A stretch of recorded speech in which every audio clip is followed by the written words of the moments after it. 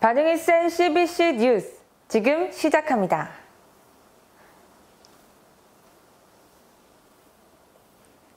첫 번째 뉴스입니다. 삼성전자가 갤럭시 S10에 이어 차기 스마트폰 신제품에도 블록체인 기능을 확대 적용합니다. 삼성전자 무선사업부 상품전략팀장 최원철 전무는 13일 삼성전자 뉴스룸 기고문을 통해 갤럭시 S10에 이어 블록체인 기능을 지원하는 스마트폰을 확대 출시, 한국, 미국, 캐나다에 이어 서비스 대상 국가를 확대할 것이라고 밝혔습니다.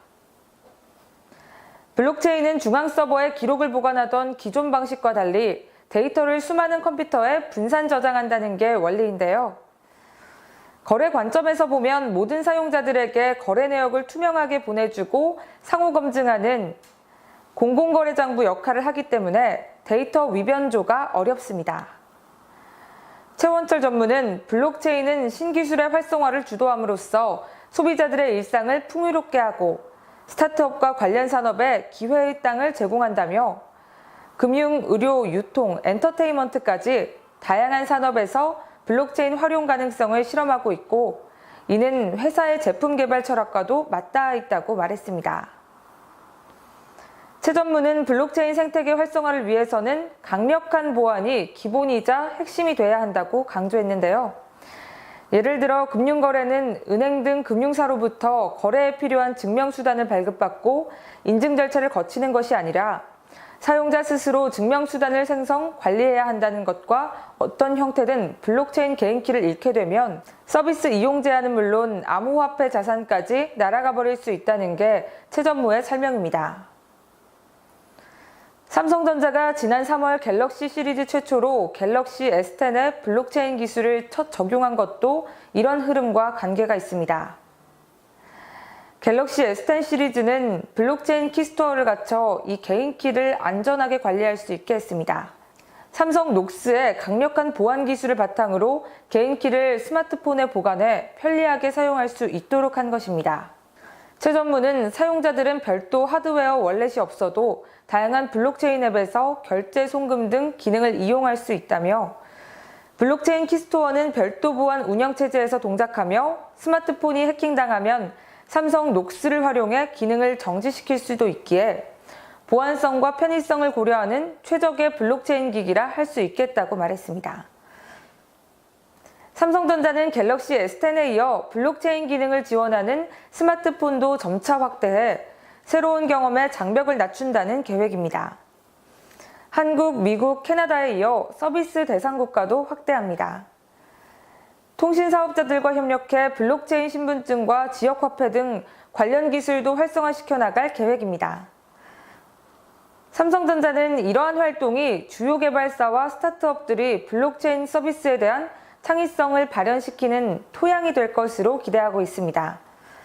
아직 블록체인이 일상의 어느 정도의 혜택으로 다가올지 예측하긴 어렵지만 인터넷을 본래 지향하던 대로 더 개방적이고 더 많은 사람들이 접근할 수 있도록 해줄 것이라는 설명입니다. 최 전무는 갤럭시 스마트폰은 블록체인 서비스가 글로벌 시장에 진출하는 통로가 될 수도 있기 때문에 다양한 분야에서 협력 문의가 이어지고 있다며 이러한 활동을 바탕으로 소비자들 역시 스마트폰에 안전하게 자산을 보관하면서 새로운 블록체인 서비스의 혜택들을 누릴 수 있게 될 것이라고 전했습니다. 이어 갤럭시 S10 시리즈는 블록체인 생태계를 활성화시키기 위한 첫걸음이라 할 수 있다며 또한 이는 삶의 질을 높이는 동시에 전체 산업 분야에서 새로운 기회들을 만들어낼 것이다라며 갤럭시 스마트폰에 적용한 블록체인 기술이 모두가 그 혜택을 누리도록 하는 의미 있는 첫발이 되길 기대해본다고 덧붙였습니다.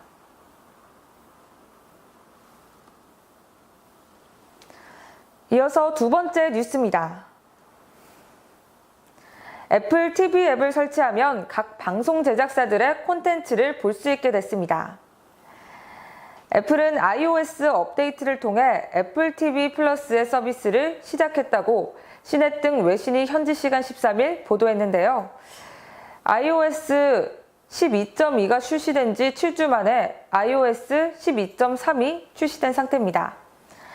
이번 iOS 12.3의 가장 큰 업데이트는 애플이 올해 하반기에 출시할 예정인 애플 TV 플러스 스트리밍 서비스를 앞두고 애플 TV 앱을 대폭 개편한 것인데요. 이제 새로운 모양의 애플 TV 앱에서 다양한 TV 네트워크 채널에 가입하고 프로그램을 한 곳에서 볼 수 있습니다. 보도에 따르면 애플 TV 플러스 콘텐츠는 애플 tvOS 12.3과 모바일 기기용 iOS 12.3 업데이트 패치를 하게 되면 애플 TV 앱으로 이용할 수 있습니다. 영상 스트리밍 서비스 기업 넷플릭스 등을 겨냥해 만든 해당 서비스는 애플 TV 채널의 제휴 콘텐츠를 구독해 볼 수 있다는 게 특징으로, 예를 들어 왕자의 게임이나 빌리언즈를 보고 싶다면 애플 TV 앱에서 HBO나 쇼타임을 구독하면 HBO, 쇼타임 앱을 설치하지 않고도 해당 프로그램을 볼 수 있습니다. 이외에도 CBS 올 액세스, 스타즈, 엑픽스 등의 다양한 채널을 구독할 수 있으며 최대 6명의 가족 구성원들과 채널 구독을 공유할 수 있습니다. 또 구독하고 있는 프로그램이나 영화를 다운로드해 오프라인으로도 볼 수 있습니다.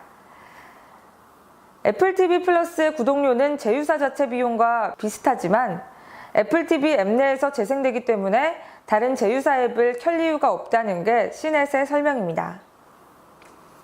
또한 HBO의 TV 프로그램과 영화를 아이폰과 아이패드, 맥 버전으로 다운로드받아 시청할 수 있는 기능도 지원하는데요. 애플 측은 자체 제작한 오리지널 영상 콘텐츠 등을 제공할 계획입니다. 두 번째로 이번 iOS 12.3에서는 macOS 10.14.5와 함께 에어플레이 2 지원이 확대됐습니다. 에어플레이 기능은 아이폰이나 아이패드에 있는 영상, 사진, 음악을 에어플레이 기능이 지원되는 스마트 TV에서 재생할 수 있는 기능입니다. 애플 TV 앱은 최근 삼성전자 스마트 TV에서도 사용할 수 있게 됐고, LG, 소니 등의 스마트 TV 제품도 올해 에어플레이 기능을 지원받게 될 예정입니다. 또한 iOS 12.13은 몇 가지 오류 수정과 기능이 향상됐습니다.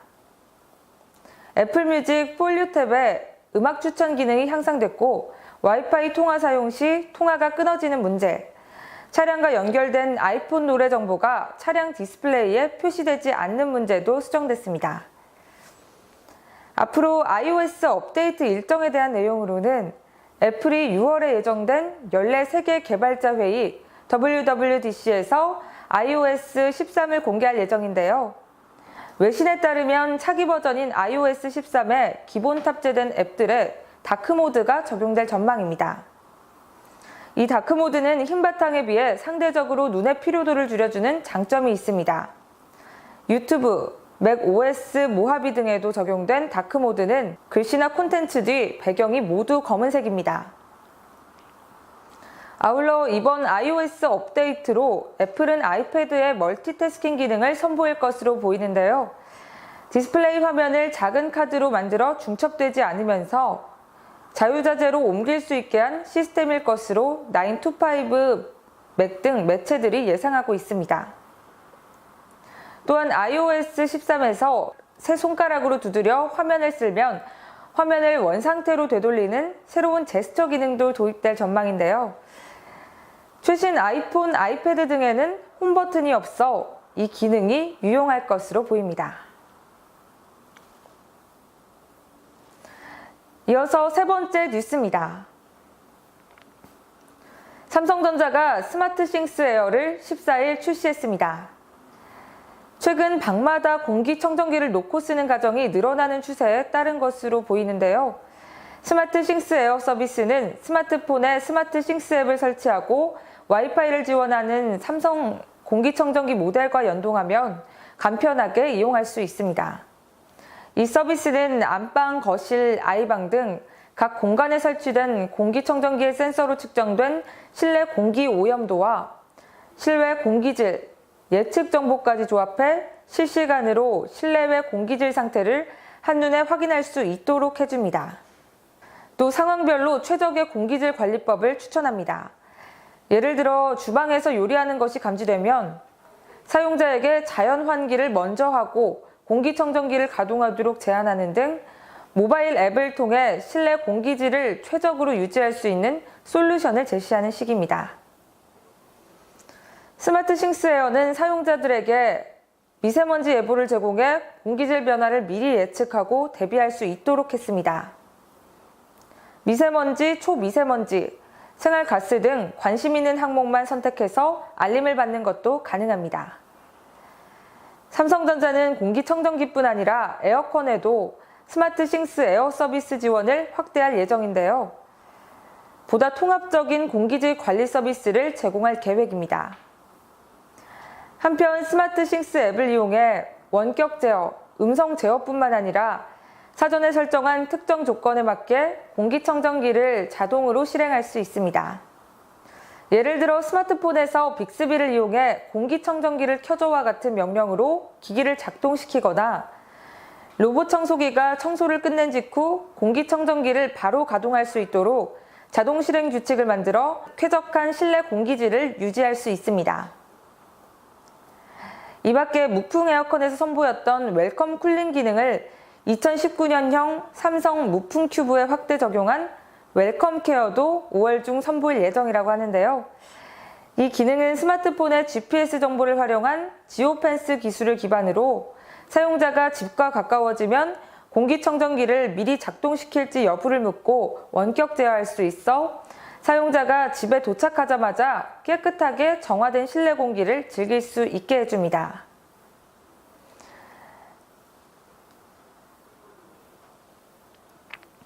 이어서 네 번째 뉴스입니다.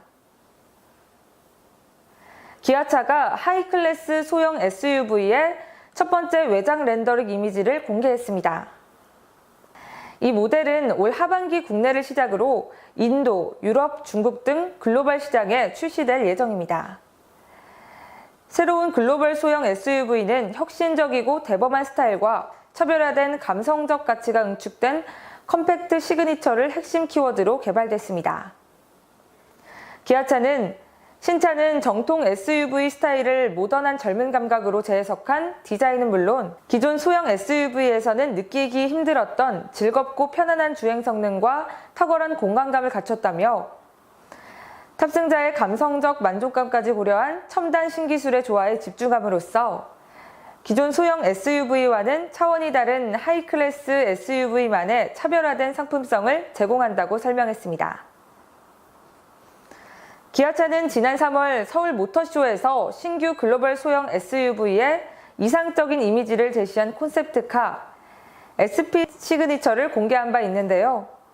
또한 프로젝트명 SP2로 추측되는 차량은 위장막 차량으로도 포착되기도 했습니다. 터스커라는 이름으로도 출시된다고 하는데요. SP2 양산 차량의 외관 디자인은 지난달 말 2019 서울 모터쇼에서 공개됐던 SP 시그니처 콘셉트카와 유사한 디자인으로 출시될 전망입니다. 기아차는 당시 SP 시그니처를 하이클래스 소형 SUV로 소개한 바 있는데요.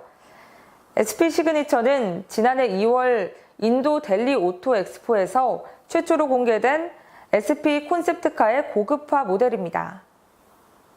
하이클래스 소형 SUV 외관은 대담한 롱후드 스타일과 강인하면서도 세련된 범퍼 캐릭터 라인이 강조된 전면 볼륨감 있는 팬더를 기반으로 정교한 리어 콤비네이션 램프와 이와 연결되는 테일게이트 가니쉬를 적용한 후면부 등의 특징이 있습니다. 특히 전면과 후면을 아우르는 대범하면서도 섬세한 시그니처 라이팅을 강조한 점이 주목되는데요. 헤드램프와 연결되는 전면 라디에이터 그릴 상단에 발광 다이오드 LED 라이팅과 헤드램프와 유사한 그래픽의 LED 리어 램프를 적용해 디자인 완성도를 높였다는 평가입니다. 이 밖에도 신차는 라디에이터 그릴에 테두리 다이아몬드 패턴과 머플러 형상의 리어 가니쉬를 통해 소형 SUV에서 찾아볼 수 없는 차별화된 고급스러움을 담았다고 기아차는 강조했습니다.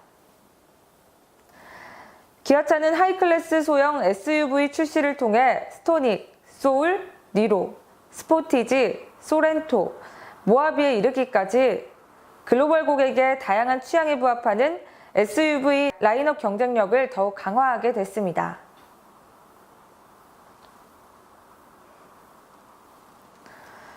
이어서 5번째 뉴스입니다.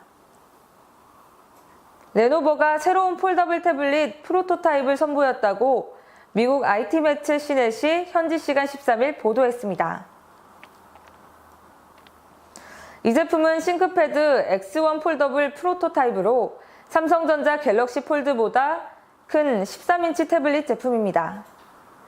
타이핑을 쉽게 하고 생산성을 높이기 위해 화면을 접어 노트북 형태로 사용할 수 있습니다. 레노버 폴더블 싱크패드 X1 프로토타입은 13인치 4:3 OLED 2K 디스플레이를 탑재해 화면을 완전히 펼치면 대형 윈도우 슬레이트나 아이패드 프로처럼 보이지만 화면을 접으면 아래에는 스크린 키보드가 자리하고 상단 화면은 9.6인치 스크린으로 사용할 수 있습니다. 레노버는 해당 제품의 프로토타입을 사용해 볼 수 있도록 취재진에게 데모 세션을 제공했는데요. 미국 CNET은 이 제품을 활용해 본 후 화면을 접어 노트북 형태로 사용했을 때 스크린 키보드는 잘 작동하지만 약간의 연습을 필요로 한다고 평했습니다. 레노버는 향후 블루투스를 통해 이 폴더블 태블릿과 연결해 사용할 수 있는 키보드 제품도 함께 출시할 계획이라고 하는데요. 그렇게 되면 키보드에 달려있는 킥스탠드 위에 13인치 화면을 올려들고 사용할 수 있게 돼 미니 올인원 데스크탑과 비슷할 것이라고 CNET은 전했습니다. 이 제품의 타겟은 자주 여행을 다니는 사람, 비즈니스 임원, 얼리 어답터 등이 될 것으로 보입니다. 하지만 폴더블 화면의 내구성은 의문이 제기됐는데요. 최근 삼성전자 갤럭시 폴드의 경우 출시 직전 화면 결함 논란이 제기돼 출시가 연기된 사건도 있었습니다. 레노버는 제품 힌지 수명을 2배로 늘리는 새로운 장치를 테스트하고 있다고 밝히며 갤럭시 폴드가 가진 문제를 잘 알고 있으며 이를 피할 수 있다고 설명했습니다. 레노버 싱크패드 X1 폴더블은 IR 웹캠, USB-C 포트 2개, 와콤 스타일러스를 갖추고 인텔 윈도우 플랫폼을 탑재할 예정이라고 하는데요. 아직 정확한 이름과 가격은 알려지지 않았고 출시 일자는 2020년 이후가 될 예정입니다. 한편 삼성과 화웨이의 폴더블 폰 출시가 다가오고 있는데요. 화웨이의 폴더블 스마트폰 메이트 X가 올해 6월께 출시될 전망입니다. 25일 중국 졸신원 중시는 결함 문제로 갤럭시 폴드의 출시가 미뤄지면서 화웨이의 메이트 X에 대한 우려도 나왔지만 예정대로 6월이나 7월쯤에 출시될 것이라며 문제가 됐던 폴더블 디스플레이의 생산 수율도 문제 없을 정도로 개선됐다라고 보도했습니다. 또한 삼성의 갤럭시 폴드도 2단 결함으로 미국과 중국에서의 이벤트를 연기하는 등의 행보를 보였는데요. 그렇기에 비슷한 시기에 재출격할 삼성전자 갤럭시 폴드와 화웨이의 폴더블 폰이 정면 승부하게 될 것으로 보입니다. 오늘 준비한 소식은 여기까지입니다. 알찬 내용 있으셨나요? 그렇다면 구독과 좋아요 눌러주시고 댓글은 저희에게 힘이 됩니다. 반응이 센 CBC 뉴스 최서원이었습니다. 시청해주셔서 고맙습니다.